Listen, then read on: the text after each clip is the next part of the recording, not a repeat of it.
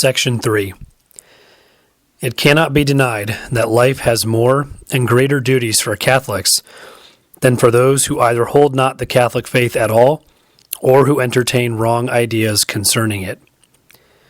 When after purchasing redemption for mankind, Jesus Christ bade his apostles preach the gospel to every creature, he at the same time laid upon all men the duty of learning and believing the truths which he taught. And without the performance of this duty, we cannot gain everlasting salvation. He that believeth and is baptized shall be saved, but he that believeth not shall be condemned. Mark 16:16.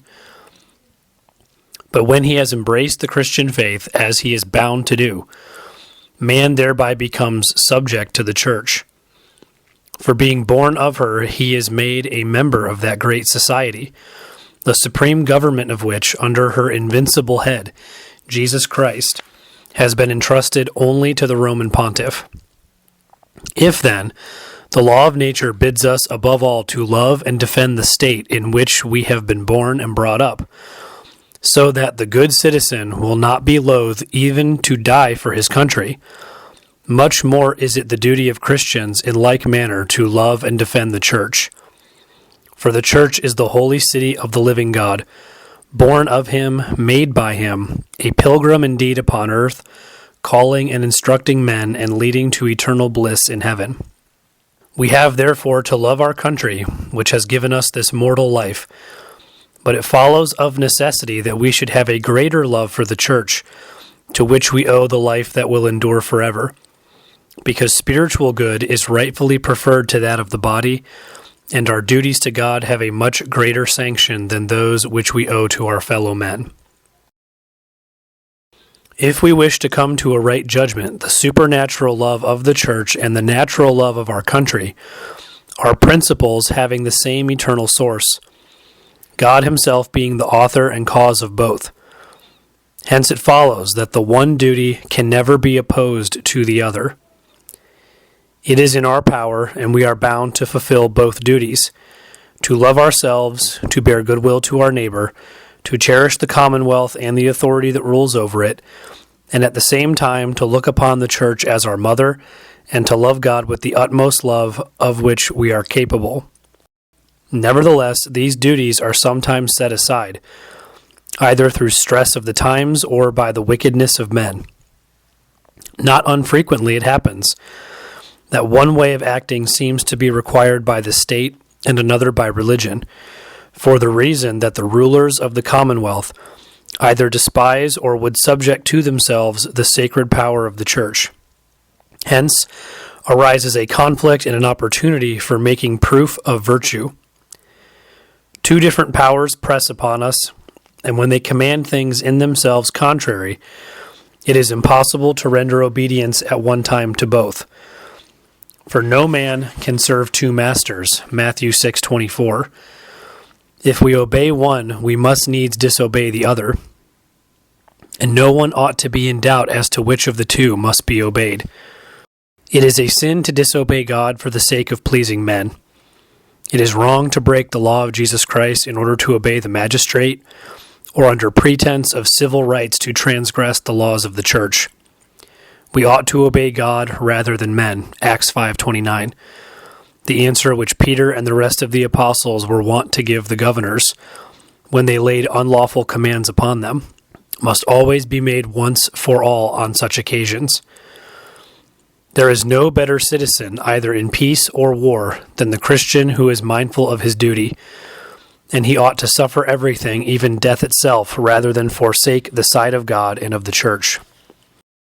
The force and the nature of laws are not properly understood by those who blame this firmness in the conflict of duty and call it rebellion. We speak of matters known to all and of which we have already treated. Law is but the order of right reason, proceeding from lawful authority for the common good. There is no true and lawful authority except that which comes from God, the sovereign Lord of all, who alone has power to give man authority over his fellow man. There is no right reason which is contrary to truth and to the law of God, and no true good which does not accord with the highest imperishable good, or which leads astray the will of man from the love of God. Christians hold public authority as sacred, and acknowledge therein a likeness and image of the majesty of God, even when power is in unworthy hands. They render just and due obedience to law, not perforce or through dread of chastisement, but from a consciousness of duty. For God hath not given us the spirit of fear, 2 Timothy 1:7. But if the laws of the state are openly at variance with the law of God, if they inflict injury upon the church, if they clash with the dictates of religion, or set at naught the authority of Jesus Christ, which is vested in the supreme pontiff, then indeed it becomes a duty to resist them, and a sin to render obedience, and a wrong done to the state, because every wrong done to religion is also an offense against the state. Hence it appears how unjust is the charge of rebellion, for due obedience is not refused to the chief and to the makers of the laws, but only to those commands which they have no power to make, because clashing with the law of God they are unjust and anything but laws. You know, venerable brethren, that this is the very doctrine of St. Paul the Apostle, who when he told Titus that Christians were to be admonished, to be subject to princes and powers, to obey at a word, also adds to be ready to every good work. Acts 4:19-20. Which would show that if the laws of men should make any enactment against the eternal law of God, it would not be right to obey them. In like manner, the Prince of the Apostles courageously made answer to those who refused him permission to preach the gospel. If it be just in the sight of God to hear you rather than God, judge ye, for we cannot but speak the things which we have seen and heard. Section 4. To love, therefore, these two countries, both our natural and our heavenly country, and to prefer the latter to the former, lest the law of man should be deemed superior to the law of God, is the chief duty of every Christian and the source of all other duties. Our Redeemer said of himself, "For this was I born, and for this I came into the world, that I should give testimony to the truth." John 18:37. Likewise, I came to send fire upon the earth, and what will I but that it be kindled? Luke 12:49. In the knowledge of this truth, which is the highest perfection of the mind, and in divine charity, which in like manner perfects the will, consists the whole life and liberty of Christians.